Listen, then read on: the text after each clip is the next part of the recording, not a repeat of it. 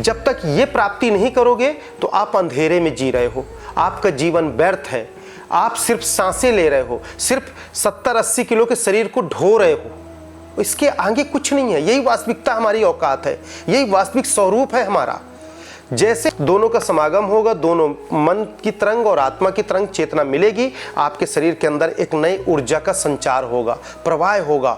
ऐसी तरंग, ऐसा ऊर्जा, ऐसा प्रकाश अद्वितीय, जिसको मैं व्यक्त नहीं कर सकता हूँ। ये व्यक्त करने का विषय नहीं है, यह अनुभूति करके महाराजा का पद आप सब लोगों के लिए है, आप इसे प्राप्त कर सकते हैं।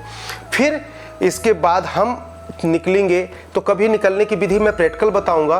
कभी जब अंदर की जो श्वास नली है, श्वास नली के पीछे जो इंगला पिंगला सुषुम्ना नली में पतले पतले मांस की झिल्लियां हैं, उससे जब पार करके जाओगे, ऊपर तक आओगे तो ब्रह्म तत्व को जागृत करेंगे कंठ में।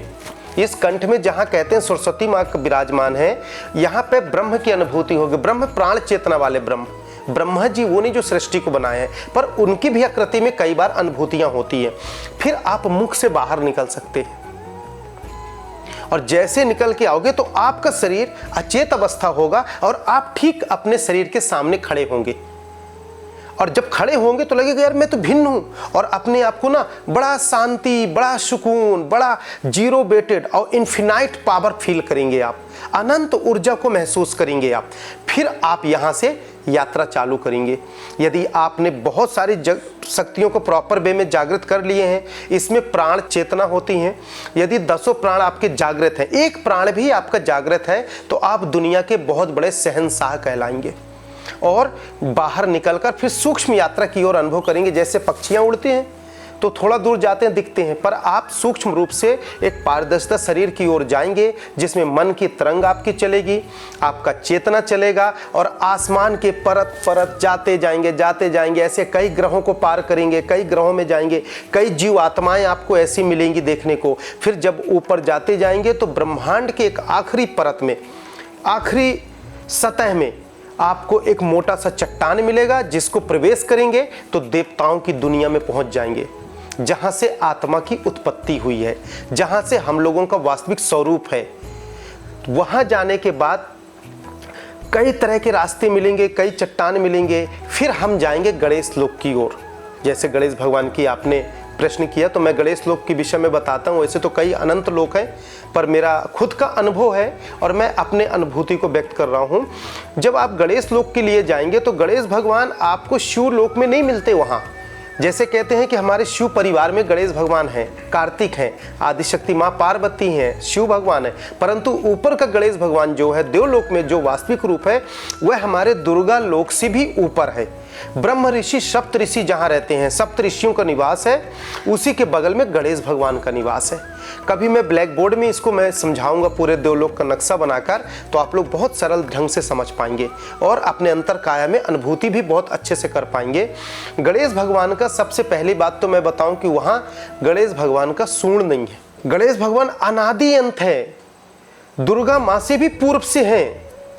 गणेश भगवान के नीचे दुर्गा लोक है, सप्तऋषि उसके बगल में है, समय का संचार उसके बगल से होता है। वहां स्वास्तिक चक्र के अद्वितीय प्रकाश पाओगे। गणेश भगवान का गूढ़ रहस्य वहां छुपा हुआ है, सृष्टि का संचार छुपा हुआ है। वहां एक ऐसी शक्तियां अद्वितीय जहां प्रकाश ही प्रकाश है। जिस प्रकार हम फोटो में देखते हैं उस प्रकार गणेश भगवान नहीं दिखेंगे आपको। ऐसे नीले लाल प्रकाश के दिखेंगे, चलते हुए भी कभी मिलेंगे, कभी आसन में मिलेंगे, कभी आप जाएंगे तो कभी वहाँ दिखेंगे भी नहीं, क्योंकि वो तो वहाँ की तो दैविक दुनिया है। तो दैविक दुनिया में तो सब अपने अपने चलते रहते हैं, ऐसा नहीं है कि वहीं वहीं स्थिर मिले। यदि आप लोग ध्यान के माध्यम से दिन प्रतिदिन वही चीजें दिख रही तो वह आपका कल्पना है, एक्चुअल ध्यान साधना नहीं है, एक्चुअल यात्रा नहीं है। जिस प्रकार आप जहां रहते हैं वहां से यदि आप किसी शहर को जाते हैं तो जरूरी नहीं कि जो गाड़ी एक पहला दिन आपको बगल से क्रॉस की वही टाइम, वही मिनट, वही सेकंड में वो वहीं क्रॉस करे। हर दिन का एक मूवमेंट वाली चीज़ें अलग होती हैं।